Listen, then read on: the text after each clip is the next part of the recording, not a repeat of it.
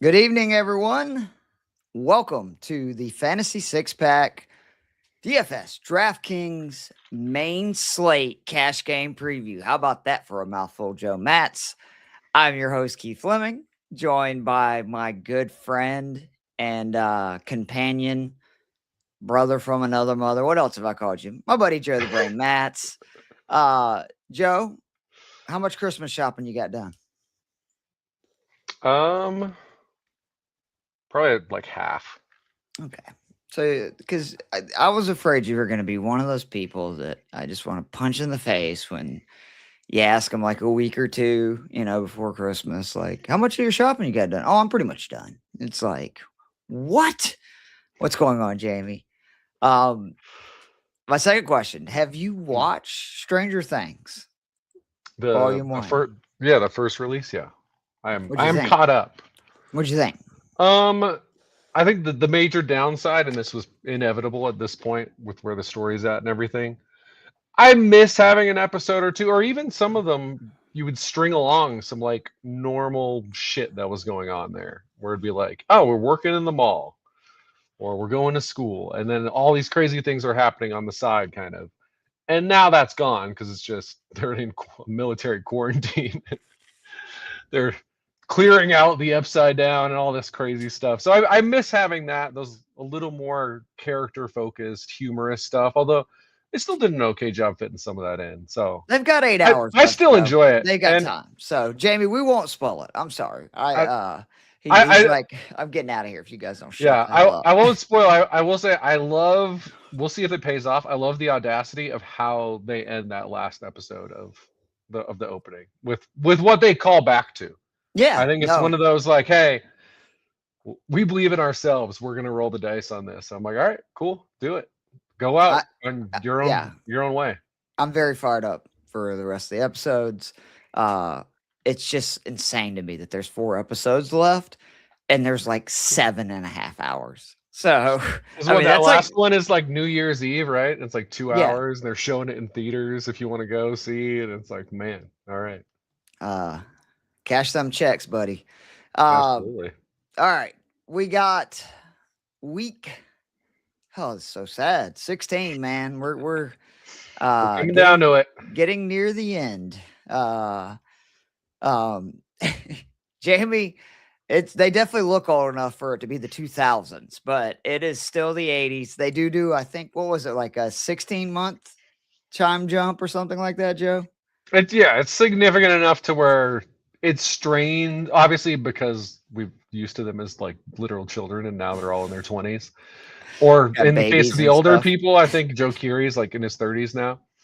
But yeah, but they did enough where you're like, all right, like I can buy like in the history of TV with older people playing high schoolers.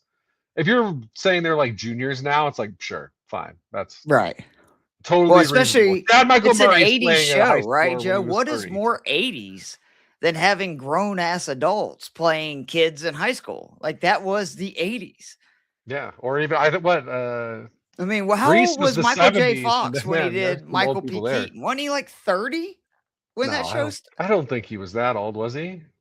Because then, man, that would make him even older for Back to the Future. Oh, that's fair. I'll have to look that up afterwards. I'm checking his age right now, There but you go. you can That's all carry I on. He love was to. born in '61, so he was in his early 20s. Okay, he was 20. He's a small Just for the man too. record, I think it was like 85. Um, all right. Well, there you go. See, Jamie knew one. Karate Kid. Wax on, wax Mm, off. Like I said, we're down to just 3 full slates left. yeah, Obviously, we'll have some playoff stuff, and we stick with you to the bitter end, guys. So we'll be here through the Super always. Bowl, trying to give you DFS winners. We got only 10 games on the main slate this week because we get 2 games on Saturday. That's right. Um, Boy, do you not kind of wish they could flex those games? I guess we got the benefit of there is you reminded me there's 3 college football games tomorrow because boy, those NFL games, I understand why they look good on paper. You're getting the Eagles versus Jaden Daniels and Actually, the Packers-Bears game's going to be pretty good. Packers, Bears. I mean, there's some injuries to the Bears wide receiver core, and obviously some major injuries with the Packers last week. But I mean, that's for the division most likely. So I think I was thinking about that Christmas slate. The Christmas slate is awful. It's terrible, which is fine. It's like one game on Christmas I'm cool with. Like I'll be watching Stranger Things anyway, Joe. We decided that. Like my family does a movie most years, and we got Stranger Things. Like the NBA is great because you don't. It's like if you want to watch it, it's like all right, cool. And if you don't, you don't. There's like 50 games left. Who cares? The NFL putting games that were supposed to be really important potentially on Christmas. Honestly, fuck off, NFL. You have enough. You don't need Christmas. Put one game on. That's fine. You don't need to try to dominate the whole day. This is not everything has to be about you 24/7. Like, we love you, but give us a little space sometimes. Dude, I completely agree. You're smothering me, NFL. Exactly. That's what we're trying to say. So again, we got 10 games. Pretty ugly slate, if I'm being honest. Not my favorite to go through and try to figure out who to play for cash and everything, but we'll try to navigate that together, buddy. Do our best. Quarterback. I mean, are you and me? Where are you at? Because I'm playing one guy, and is it the guy? Is it our guy? It's our guy, Jacoby Brissett. Yes. Yeah, there's no reason. Last week was the week where I was like, all right, I can't do it. We questioned. I know. I know every time I bailed on him, which has been pretty rare, but the couple of weeks where I haven't played him, I'm like, should have played him.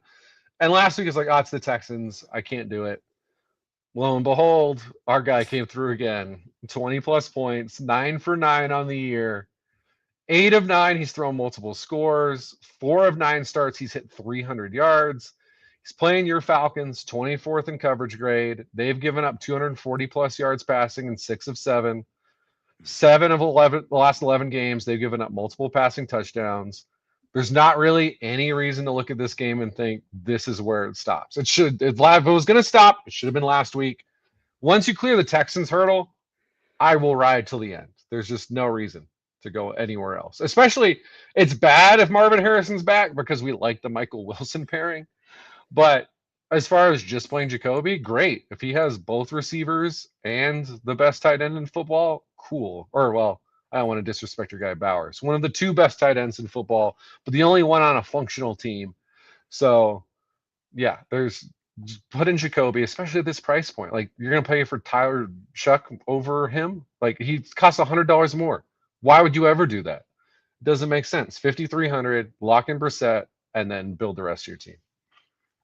Yeah, it's hard to argue with it for cash. It really is. I was going to try to make the case for golf, indoors, really bad Pittsburgh secondary. Like I could see him. Pittsburgh's been pretty good against the run as of late after struggling early in the season.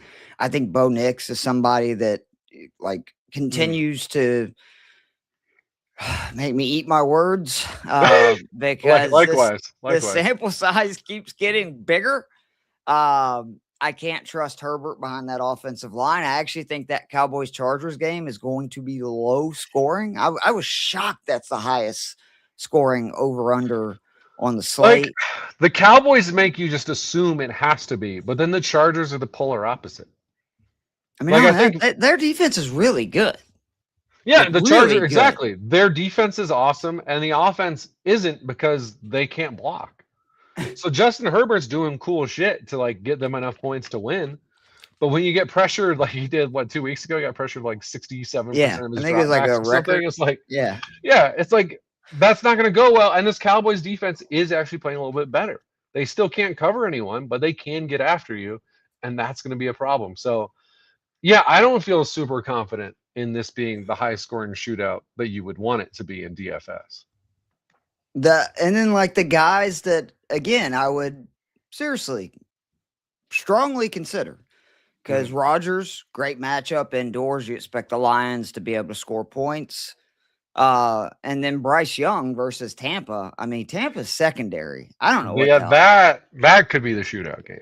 I honestly have. Anything could happen in that game because, as we've learned with the NFC South, There's no truly predicting what will happen in one of those games. Because last week it's, oh, here's the two division winners or division leaders, their chance to beat up on the inferior teams in the division, get a leg up, and they both lose.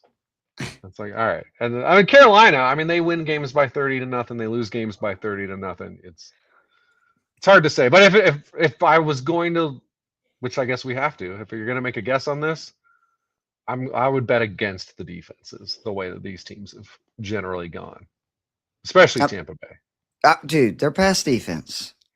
Doing some That research. defense is falling apart. I was going to say, it's in my main slate preview for Fantasy Six Pack, but multiple touchdowns allowed in the passing game, 5 of their last 6. 270 plus passing yards, 5 of the last 6. Tyler Shuck in one of his first only starts is the only outlier there. Wide receivers are just torching them. There's been 7 instances in their last 6 games of either a running back or a tight end catching 8 passes. Like it's rough. So it's pretty brutal. But ultimately, I'm with you. I just I don't want to, I don't understand what they're doing with the pricing. It's one of those, I don't understand it. One of the things I can only think is playing a part is his ceiling is not that high. Like, I know that sounds ridiculous, but like he scored literally like 20 to 24 points basically every week. So maybe that's why his, maybe like once you have a big scoring day, I don't know. I'd give anything. Right. Again, one day. Our whole thing is try to get 3 times your price, and he's getting 4 times. So don't overthink Jacoby. Just let it ride. All right, real quick before we get into the running backs, Baker or Caleb this week? Baker or Caleb? I would go Baker. I would too. I believe Adunze and Burden are both out. Okay, now I was just going to say, if Burden is out as well, then I completely agree. Because, it looks like Evans is going to play. McMillan, he came back last week as well. Waddle or Ladd? Boy, that's a tough one. Ooh, that is an interesting one. I think I'm going Ladd. I am. I just think that Miami should be able to run all over Cincinnati. Yeah, and then they're so bad versus tight ends, whether it's Darren Waller, it could be a tight end they signed from off the street. They're going to get targeted a good bit. I also have zero faith in Quinn Ewers. So that's the other part. Oh, I didn't. You're right. Thank you for reminding me of that. That's enough. It is close because it's a plus matchup. It's still the Bengals defense. Even if they're worse against running backs and tight ends, it's not like they're good against wide receivers. No. But yeah, when you throw Ewers in there, if it was still Tua, I think I would go Waddle. But I don't know. If you're higher on Ewers than I am, I'm incredibly low on him. Then maybe you go Waddle. But yeah, I'll take the guy who gets Justin Herbert, even if their O-line is trash. And then the last one, it's Estime, right? Carter or Estime? The Jets have been just dreadful versus the run. Or I know the Falcons are awful too. Do not get me wrong. But the Jets are. This is not a battle of high achievers. It's insane how bad they've been, and I still expect Arizona to throw it a ton. That's their MO. I guess my only question, because I'll be honest, I don't know the answer, is how confident are we that Estime is he's the lead there? Well, Neal and Kamara are out. Who is the other option? Is it going to Evan Hull? Is he just going to have a random 15 carries? I don't know. So if you're confident that Estime is going to be getting 60+% of the action in that backfield, then I'm with you. One of them 4 touches for 12 yards. The other one 50 yards on 4 touches. So again, who knows? You're right. You are right. But I would still go with Estime. I really would. All right, running backs. This is one of those weeks, man. I want one of those top 2 guys, if not both, if I can figure it out. Sure. Unbelievable matchups. Arizona 100%. has allowed so many receptions. Like, forget that they're just bad versus running backs in general. They're particularly bad versus them in the past. They've allowed, I believe it's 5 or 27 receptions in their last 5 games to opposing running backs. Bijan, you saw it last week, 8 for 82. Like, pretty good. He can go bananas in the past game. Achane, like, there's no telling how many points he scores this week, because you would assume they're going to lean on the run even more, right? With Quinn Ewers starting. I don't think Cincinnati can stop the run. And I would expect Ewers to be throwing a lot to his running backs and tight ends, being, again, like a, first-time starter in the NFL. Charlie check down. What do you think? Oh, yeah. I mean, you could talk me into, if you want to go with Gibbs over one of those guys. I'm not opposed to that, just because he's also awesome and you save a little bit of money. And the Steelers defense, when I looked at the Steelers defense, it's not like they've super limited the yardage of opposing running backs, whether that's total yards or on the ground. So they've been stingy in the red zone. They haven't given up a lot of touchdowns to running backs. So that's a reasonable play, because Detroit's, life on the line. If they lose this game, it's probably just over for them. But I think overall, I'll spend the $200 to $300, because you're right. These matchups are so good. Now, I will say, I think I like Bijan a little bit more than Achane, in part just because, again, Quinn Ewers is starting, and is that good? Maybe, because like you said, you're going to double down on the run game. You might see more receptions, and it doesn't really matter if those receptions go anywhere. I mean, it's Achane, so they probably will. But even if they don't, we get the point. So it doesn't matter. But yeah, I like Bijan even more. But both, I'm not going to talk about how good they are, because I think we know. But just to double up on what you were talking about, these opposing defenses. The Bengals, 100+ rushing yards in 10 of their last 12, 150 total yards in 11 of their last 12 given up to opposing running backs. They gave up nothing against Cleveland week 1, and since then, trash. Cardinals last 6 games, 141 yards per game on the ground, 5.3 yards per carry, 174.5 yards total from scrimmage per game in that time span, 10 touchdowns. So yeah, if you can fit it, and we're going with Jacoby Brissett, so maybe this, we might not be able to do the McBride combo if we double up at running back at the top here, but yeah, I think that's going to be my most common play, is just pairing Brissett with these two guys, and then finding a way to build up a lineup around them. I love it. So your boy Tyrone Tracy, intrigued, interested? What do you think? I mean, I am intrigued. I've always been relatively high on him, and we saw how good he can be in that Washington game. But I think my major issue is just, you're still going to have Singletary there, and Minnesota's a tough defense. They're a high variable defense, because Flores is going to blitz the shit out of you every single time. And so you can get big plays. You can end up. I was going to ask you, not doing anything for 3 quarters. With how much they blitz, am I missing the boat on Dart? He's not that much more expensive than Brissett, and that could mean a huge rushing total. We see how these quarterbacks that have an instinct to run anyways, when they get blitzed and you play a lot of man, which Minnesota does, that can open up for a lot of big run plays. And on top of that, Dart's, like, you look at the metrics throwing the ball, he's really good. So is that the one maybe I missed considering at the QB player? No, you're the Giants expert. I mean, to me, but the potential's there. Obviously, Dart, with one major exception against New England, has been like the next most consistent person to Jacoby Brissett since he took over, and with slightly higher upside because of the rushing. But to me, we're spending $500 more to get a guy in a tougher matchup. So that's why I think I'm just going to roll with Jacoby. Plus, like I said, it's like every time I try to do something different, where I'm like, all right, maybe I'll do Mariota this week, or even Dart, who did well. It's, you end up feeling. It's like Thanos. You feel really where did that bring you back to, Joe? It doesn't work out. Bring it right back to me. Because Brissett, again, 9 for 9 on everything we care about. It's like, why go away from this? And it's in Arizona, and even if it had been in Atlanta, either way, you're going to be playing indoors. So we're also not dealing with that. Yep. Where that game's in New York. I don't know what the weather is there, but it's not going to be as nice as it is in a dome in Arizona. So I like the passing ability more there. And then I'm probably playing Estime or Jordan for sure.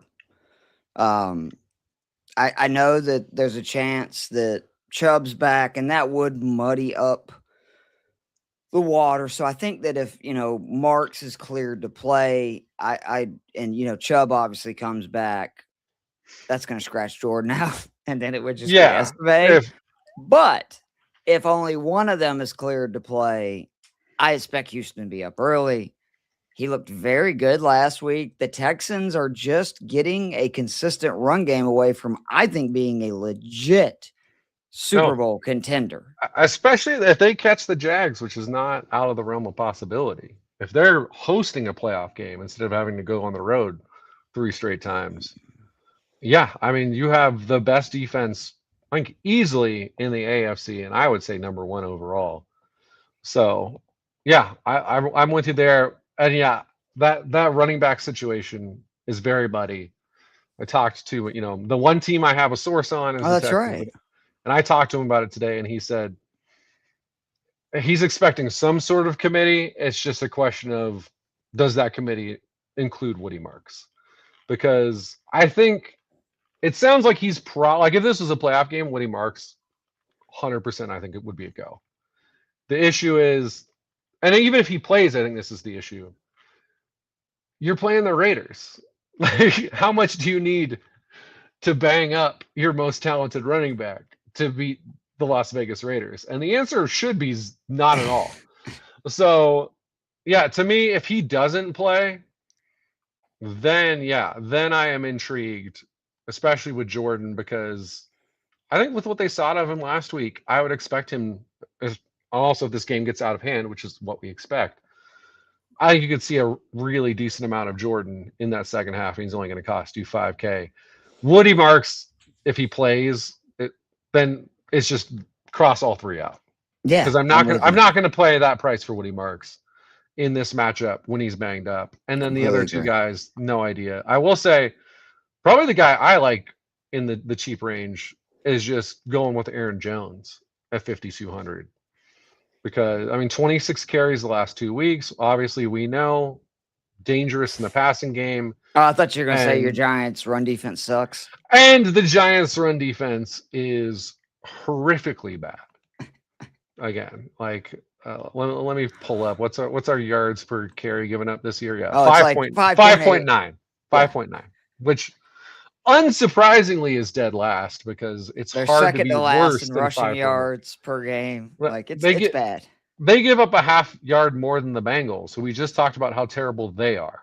So they're a half yard worse than second worst. So yeah, it's always a reasonable thing to go with an opposing running back against the Giants, and Aaron Jones has seemed to be the more favored back when he's healthy. So yeah, if I'm going cheap, I'm going Aaron Jones, but I think most of the time I'm taking those top 2 guys and letting it ride.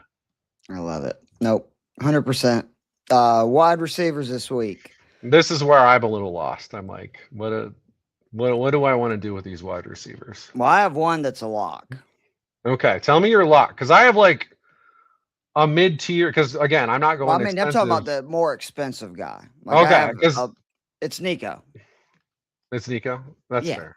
I mean, it's not fair. I do think if you don't go with those 2 running backs, I think St. Brown is also an awesome play, because a reminder, best receiver in the NFL against man coverage, and the Steelers are running man at the 6th highest rate. So you can keep it rolling with him if you're not going with the 2 expensive running backs. JMO is also the I was going to say JMO's one of the guys where I'm thinking he could be my most expensive wide receiver in this slate, because like you said, also a guy, target rate jumps, fantasy points per route run almost doubles against man. So this is very much a JMO matchup. But yeah, continue though on Oh no, you're good. It's just Nico looks like the guy we remember since Stroud's been back. I mean, like 3 awesome. games, 100 receiving yards per. This is despite only averaging 4 receptions, by the way. He's averaging 4 receptions over 3 games and 100 yards. That is the Nico Collins we remember from, 2 years ago, and even last year, where it was just like, oh my God, every time I turn around, this guy's catching a 30, 40-yard pass. And this Raiders, last 5 games, they have allowed 58 receptions for 701 yards and 6 touchdowns just to opposing wide receivers. I want to remind people, in 3 of those games, they played Shedeur Sanders and the Cleveland Browns, the mess that is the Philadelphia Eagles passing game, and Justin Herbert with no offensive lineman. Yeah. Again, if it wasn't for Brissett, I would have made more of a case for Stroud, because he's also starting to look pretty good, right? And he's been fantastic in home games, averaging over 20 points per game in his 4 starts at home. Their 37 pass attempts per game is 8th highest rate in the NFL. And this Raiders team's last 12 games, they've allowed 24 plus points 10 times, 30 plus points 7 times, and 40 plus points 3 times. They're bad. So, the Raiders the Raiders make me sad. Especially because the Giants are probably going to beat them and then drop 4 spots in the draft rankings next week. That's the problem when you get to this point of the season. It's like, when I think about the Giants playing the Raiders, I'm like, if we lose that game, we might keep the number 1 pick, and at worst, we're going to be like 3rd. And then I'm like, but that would mean losing to this version of the Raiders, and I don't even know. I see all the long-term upsides to it. It just feels too pathetic to lose to this version of the Raiders. I'm really hoping Minnesota beats us this week, so then I can be like, all right, we'll beat the Raiders, and then Dallas is whatever. If they beat us, cool, better draft pick. If we beat them, awesome, we beat Dallas, because fuck Dallas always. But yeah, the Raiders, it's just such a sad team right now. I mean, Pete Carroll's I think he's going to get fired as a one-off, which is crazy for like a Hall of Fame level coach. But it's been bad. How bad things are there. So yeah, I like the Nico play. I will say, maybe you'd have better knowledge on this than I do, but I would assume if Drake London plays, that means Drake London, they're like, oh, he's healthy. Because I don't see, considering where you guys are at, why would you risk anything at all unless you're like, he's healthy, he's good to go.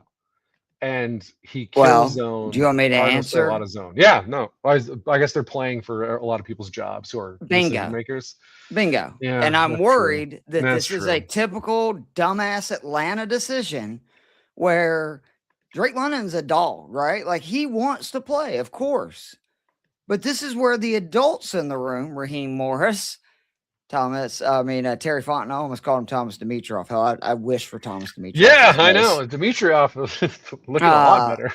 I am concerned. I mean, I had heard they were going to shut him down less than a week ago from a pretty good source in the Atlanta Sports News. I'm with you. I still think, even if London plays, Pitts has the better matchup. And I just think at the end of the day, Bijan is going to end up they've sort of found something with this run play action. I know last week was the exception. It's because it was Tampa. And again, this is why Carolina must play. It's why Jalen Coker is probably my favorite receiver this week by far at his price. I'd be shocked if he doesn't have a big game. But I would go away from him. I'm with you, though. I like the guys, and probably my 2 favorite plays for their value is Jamison Williams and Mike Evans right below him. Mike Evans is an auto start for me. Auto. Absolute auto. I don't care if it's JC Horn. I don't care who it is. He got 12 targets last week. Throw him in there. He reminded us immediately he is that dog. And Baker just looks so much more confident just having him out there. And if I know Evans is going to get 10 plus targets, which again, you said it, I think this game could turn into a shootout.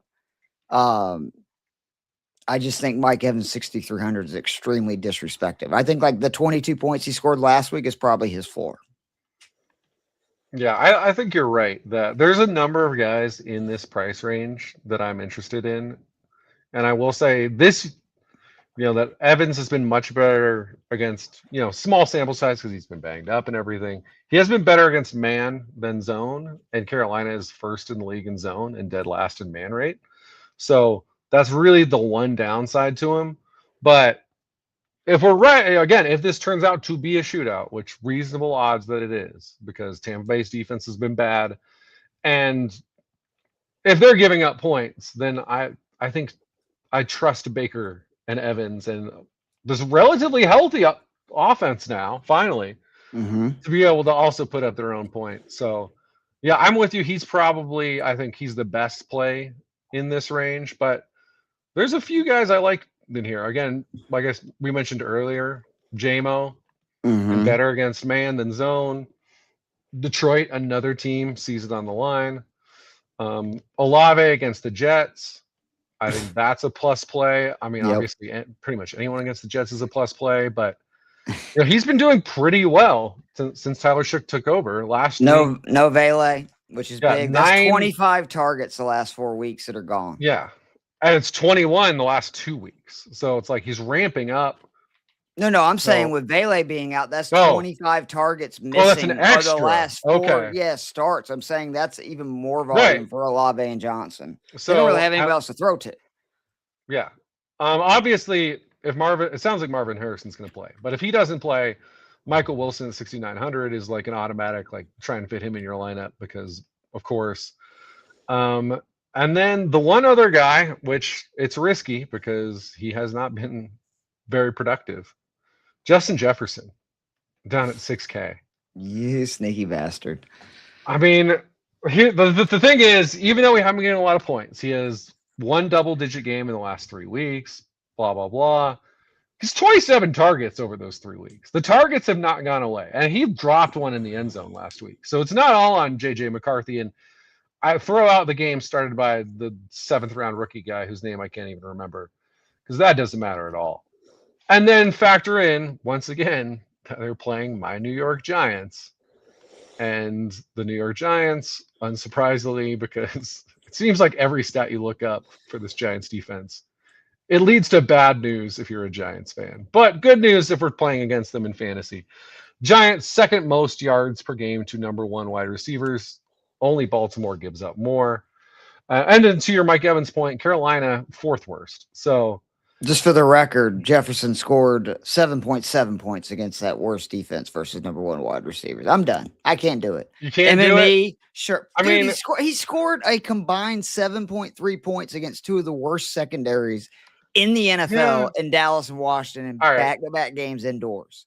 But here's my thing. Do we still think Justin Jefferson is an awesome wide receiver? I do. All right. And do we think the Giants are an awful defense? I do. I get your point that we thought that these previous weeks and it didn't lead to much. But, man. And I mean, McCarthy, they scored 65 points in those games, Joe. Right. And but he still scored 7.3 points. That's to me, rough. that's an argument for him, is that it's like, all right, if this team continues to be functional on offense, which they haven't been for a decent amount of the season, if that happens, he will have a big game at some point. We're running out of time, I guess. Possible it won't happen because we're only talking about 3 games. Joe, you know when the last time he had a 100-yard game? Or actually an 80-yard game. He doesn't need a 100-yard game. He cost the last 6K. time he had an 80-yard game. Carson Wentz was their quarterback. Well, again, though, McCarthy's playing a little bit better. The Giants are not playing better. Like, don't get me wrong. I'm not saying pick him over Mike Evans. I am saying he's cheaper than all the other guys I just listed. Mm-hmm. And so if I'm going like 2 mid-tier wide receivers and I'm going to go bargain hunting for my 3rd guy because I'm spending a bunch on running backs. If I'm pairing him with Mike Evans, I feel okay about that. Now you could also, if Marvin Harrison, again, if he suits up, I'm also okay going even cheaper there. He's 5,600 plus matchup. And for all the, they have a dominant tight end. Michael Wilson's been good. Last 3 games he's suited up. He has 29 targets. Oh, yeah, no, he's... And 16 receptions. So, Yeah, if you want to say I'd rather save the extra money if Marvin Harrison plays, that's fine. Like I get it, but man, I just I just think about Justin Jefferson against my Giants, and I go, I feel like something's gonna pop here. Look, this is in no means disrespect to Justin Jefferson Yeah, no, or your of course not. instincts because I think you're the smartest guy on the planet. I can't. I just can't. Like it'll be next year before I am rolling Justin Jefferson in cash lineups. Fair enough. MME, Fair enough. GPP, do what you got to do. We sometimes we just got to try stuff, but I can't. Metcalf, are you with me that he is? I think potentially in a great matchup. Detroit gives up a ton of passing yards. I expect them to score points. And all of a sudden, he scored 14.4 points or more in 3 of the last 4. That's right around kind of his 3x number. The nice thing about him is he occasionally does have these big games. He had 26-point game versus Minnesota, 24-point game versus Baltimore. And then, I mentioned Coker, who I just absolutely love.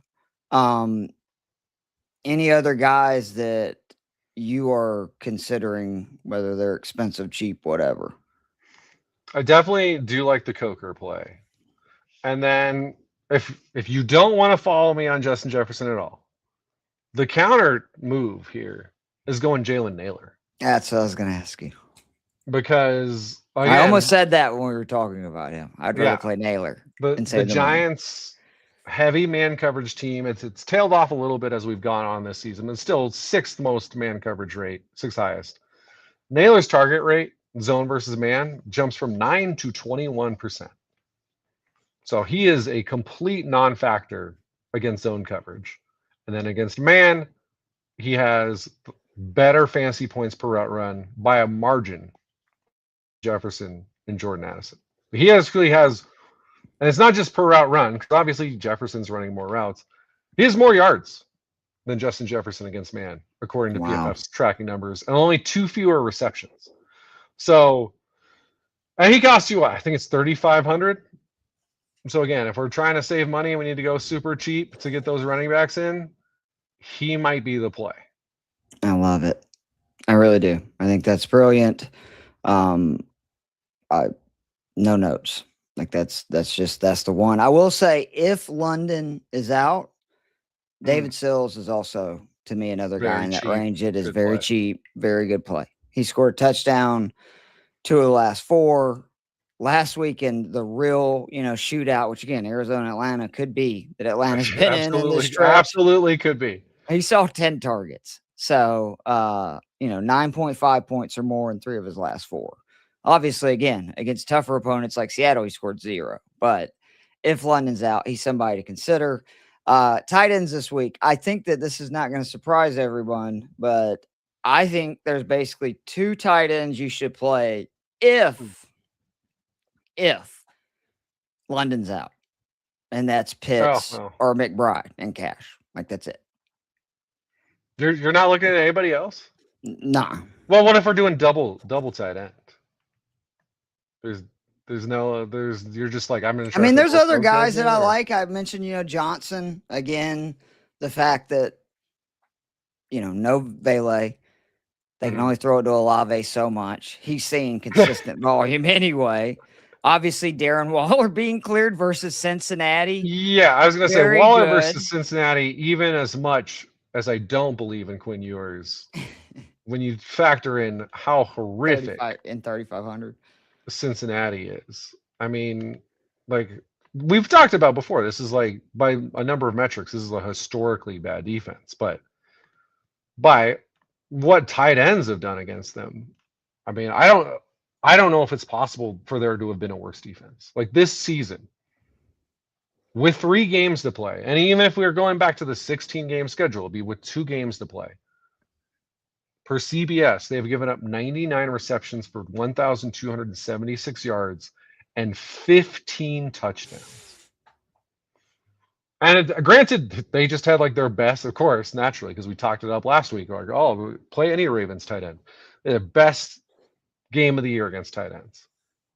But again, That is the random game. They've had 2 random games against the Jags and the Ravens where they have not given up at least 50 yards to opposing tight ends. They also didn't score any points, which I think that played a huge factor in. Game script, Yeah, because obviously. you just didn't have to throw much.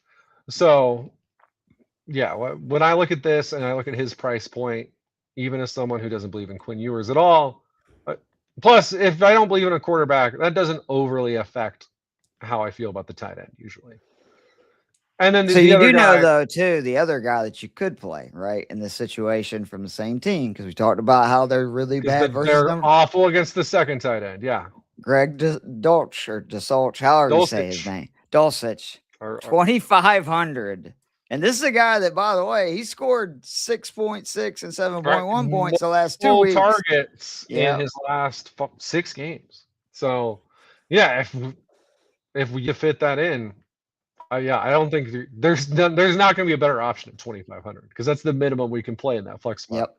So, yeah, I like that one. And then Johnson, as mentioned before, if you throw out the Eagles games, because the Eagles are awesome against tight ends, he's been super consistent in the games that Jackson Dart has played. Because again, Green Bay game, not great. That wasn't Jackson Dart.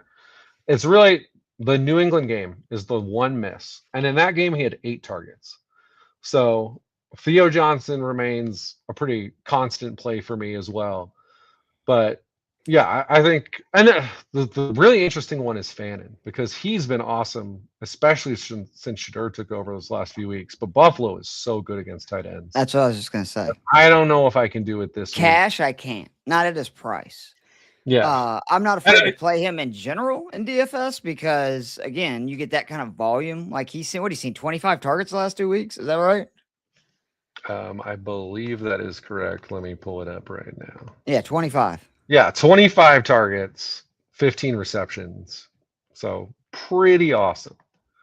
But yeah, against the best defense against tight ends, especially like you said, if Drake London doesn't play, it's like you find the $500 and get Kyle Pitts in there because. Which, by the way, I just want to go over this real quick because it's an easy thing. Obviously, we know about last week. That helped, but still, Pitts in the 5 games with Cousin, 44 targets, 33 receptions, finished tight end 6 or better in 4 or 5. And again, the only one that he didn't, they were awful.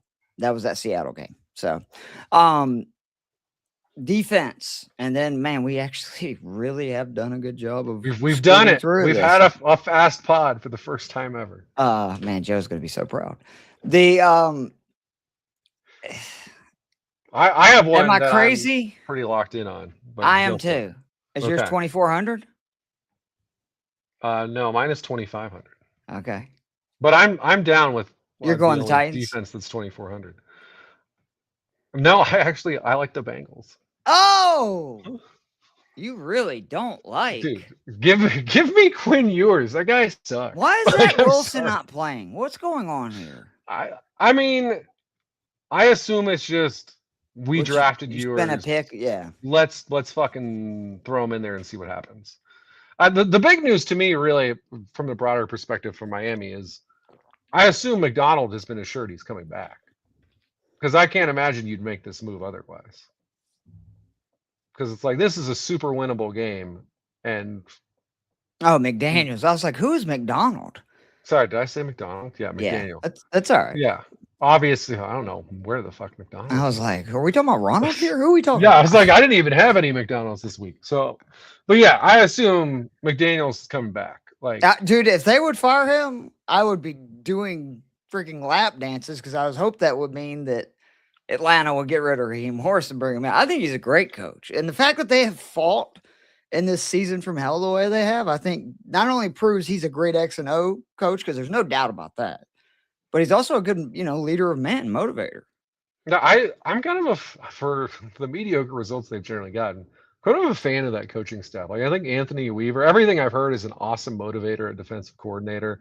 That defense has also improved as this season's gone along, which again, easily a team that could have just thrown in the towel, completely fallen apart. Traded away their best pass rusher. Yeah, which, I'm not, in his case, I think that was just a loss, but obviously, they moved on from some other people on that team. who were maybe locker room issues, and results are better. Which is, I mean, that's the thing. You get rid of talent like Tyreek Hill, like Ramsey and stuff, and you're saying this is the issue. Lots of the time, if it turns out they weren't the only issue. Yep. And in this team, it's like, well, I think Tua is still an issue. But yeah, I think a heck of a job by them. But yeah, I think there's reasonable options, yeah, in this cheap. Because like you were going to say, the Chargers, that's just an elite defense. So I'm okay with rolling the dice on an elite defense at 2,400, even if they're facing a really good offense. Titans, they're getting a backup quarterback on the road. And it's not like, if you look back, Minshew last year, and when he played, I mean, it was granted the Raiders, but terrible. Like, he did some okay stuff when he was on the Colts, but last year he was awful. And then, yeah, like I said, I don't believe in Quinn Ewers at all. And the thing is, too, even if Achane scores 30 points, I don't think that guarantees the Bengals don't do well in this game, because he could catch 8 receptions, and those could go for like 50 yards, and that's going to be 13 points right there. And we're like halfway to 30 almost. The other thing to keep in mind about the Bengals, they have scored more points defensively on DK in the last 4 weeks than they had the entire season prior. Wow. Well, not the entire season prior, like last year, but the rest of this season. That's still a lot of games. So yeah, in the first 7 games, they scored less points than the last 4. And keep in mind, this is not them beating up on super trash teams. I mean, Baltimore's offense is maybe a little iffy right now, but they played Baltimore twice. They played the Bills, and they played the Patriots. So that's Lamar Jackson twice, Josh Allen, and Drake May. And they scored at least 4 in every one of those. They got double digits in 2 of them. And now they're facing Quinn Ewers making his first start in the NFL. So I have no issue here. You may have just taught me into that. Achane Bengals. I think you just taught me into it. I do really like the Chargers. I think they're going to be very low owned. That's the other reason. And I think everybody's going to, again, see Dallas. I think everybody's going to be loading up with players from that game. I said in my main slate article again today, I don't want any of them. I just want the defense. That's it. And am I potentially making a huge mistake? Yeah. But you know what? It's going to be different. I promise you, a lot of people are going to have Chargers and Cowboys in there. And if you look this Cowboys offense, yes, it's good, but you know, they played the Broncos. They scored 24 points. Both games versus the Eagles, they scored 24 or less points. I think the Chargers are better than both of those defenses. The Chargers have only allowed 20 points or more once in their last 6 games. They've had 5 sacks in 2 of their last 3. I think the Chargers, like, they're bought in, man. Like, I love teams like this. And I feel like this is a Harbaugh team. You know what I mean? Where, like, absolutely nobody believes in them. They've got every excuse in the world to not show up. And look what they're doing. They've beat some really good football teams the last couple of weeks with smoke and defense. And just ended the Kansas City season. So I'm saying. And KC, they started, by the way. Right. They started it. They got the win in week 1 when it was like, I remember we were on a podcast and that game was happening. And I was like, oh, here it comes. Chargers are up like 6 or whatever it was. And I was like, oh man, this is going to be the classic Mahomes snatches victory away from the Chargers. And they held on. I was like, all right, maybe this year's different. And for both teams, it's been pretty different. So yeah, I mean, that's the thing with Kansas City, especially in comparison when we compare them to the New England Patriots dynasty. You never had Sean Payton and Jim Harbaugh against those Patriots. Like, those are two. I mean, Payton, I think, is a Hall of Fame coach, and Harbaugh potentially. I mean, his whole issue is that he tends to wear out his welcome eventually, but. I mean, yeah, those staffs are really good. Herbert's really good. Bo Nix is really good. Certainly better than we thought. And yeah, so that's why the Kansas City, even before the Mahomes injury, this season was over. And yeah, if you can go head to head and you can beat the 2 teams who were in the Super Bowl last year, and you get double-digit points in DK both times, and then your next game's against Dallas, yeah, I'm fine with riding that for 2,400 because, like I said, tough opponent, How often do we get a top 5 defense that costs Yep. 2,500 or less? It doesn't happen. Completely agree. Well, this was impressive. Again, Dude, just over 50 minutes after 50 I minutes. get done talking Wow. this.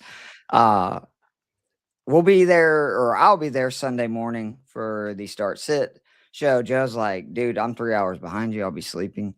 But want to give us a quick update on your baller Arizona Wildcats college basketball team? I mean, undefeated, first team. I can't remember if it was in history or in. Oh, I think it was since like '89 to beat 5 ranked teams at the time that they were played in the first 9 games of a season. Wow. So I did not know yeah, that. just absolutely rolling. Smacked Alabama in Alabama. That was, dude, I almost texted you and I forgot, but I flipped over just to see the score and they were up like 20 points. I was like, okay, well, I don't have to watch this. So, presume San Diego State, we play them tomorrow up in Phoenix. So that's the last competitive game we'll have, potentially, if it's competitive, prior to the Big 12 season, which is always a gauntlet because you got Kansas, you got Houston, you got Texas Tech, Iowa State, and Alabama may have gotten crushed in that basketball game, but their football team down 17-0, and now when we started this podcast, tied at halftime now. So, but exciting stuff. Obviously, Notre Dame fans were probably like, "See, I told you," and now it's like, all right, it's a game at least. It's going to be like Dave Portnoy, which that was my highlight of the Bills' comeback last week. And there was a lot of Patriots fans out there. I'm like, boy, I can tell you guys haven't won in a while because you're doing a lot of victory lapping early against one of the best players in the NFL. Yeah, you called me. Fight them all. Yeah, you asked, like, is this over? And I was like, with Josh Allen, I'm not calling this game yet. And lo and behold, Josh Allen still awesome. New England, the one thing I will say for New England, because some people were like, oh, I knew it, New England posers, they played a good team. It's like they were up huge on our good team, and they almost won the game. Like, they came back too and took the lead, which to me was the most impressive thing. Was they came right back and took the lead after giving up a 24-point lead. They split with Buffalo on the year, which this Buffalo team has a most likely fatal flaw with their run defense. But it's still, I mean, again, we look at the AFC. If you're all in on the Broncos, they're the clear favorite. I'm still not quite there. So I think it's because you watch that Thursday night game and it's like, is it not going to be the Seahawks or the Rams as the rep from the NFC? Like, ooh, easy. There's another team in that NFC West. I don't want you to forget about them because the Niners are getting healthy on offense. I think the defense is. Dude, Robert Saleh, he does some work, man. He's a good coach. I'm just saying, he's going to get some interviews. How did we open this year talking about the Niners? This is going back a long time. They either miss the playoffs or they go to the NFC title game. I'm just saying. I'll buy them in the title game. I just think they're going to lose to whether the Rams or the Seahawks. And if they win out, they will be the #1 seed in the NFC. That's what happened with that Seahawks win. That's true. It did open the door where San Francisco now has their shot. And that is a home game against Seattle. That's what I'm saying. But they're also playing the Colts, who just went toe-to-toe with Seattle in Seattle. And they've got the Bears. So I don't love their odds of winning these next 3. They could do it. I don't either, but I don't love Seattle's odds either. I think actually the Rams are still in a great place. And if you're the Rams, how can you feel bad about losing that game? You didn't have Adams. Which I'm sorry, they would have been. They should be mad because you were up 16. I would be mad at their coach. And had the ball. Really conservative, which I thought was shocking. They did get too conservative, especially early. I think multiple times early in the game, and they had, 4th and goal. What was it? Inside the 5. They were up right, and then 16 or 14 points late, and then they did. There was a couple times they just came out there and ran it up the middle. And I hate that. You have Matthew Stafford, the most unstoppable wide receiver in football. Yeah. Go put this game away. And the other thing, too, is obviously, it's frustrating because, part of the reason you end up losing that game is the flukiest 2-point conversion of all time, which is insane. But I feel like that's par for the course with, Seattle, especially Seattle division games. Yeah. There's always one or two insane things that happen in those games. But yeah, those two teams, they played twice, and I would say the Rams looked like the better team both times. But On the season, it's Rams plus 1 point across the 2 games. So, yeah. But yeah, to me, whichever one of those teams, presuming it's one of them and not San Francisco, whichever one gets the 1 seed, clear favorite. AFC, I don't feel as confident in the Broncos.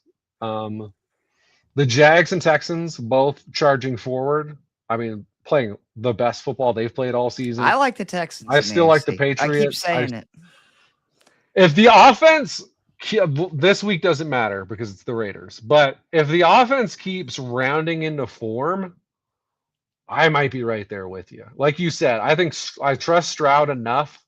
As long as the O-line isn't a disaster and they have some semblance of a run game, because Nico's looking like Nico. That defense travels. It's the best defense they've had in the best defense in the NFL. In DeMeco Ryan's time there, and all of his defenses have been good. Mm-hmm. So, yeah, if they can win the division, I might be placing some bets on the Texans to come out of the AFC.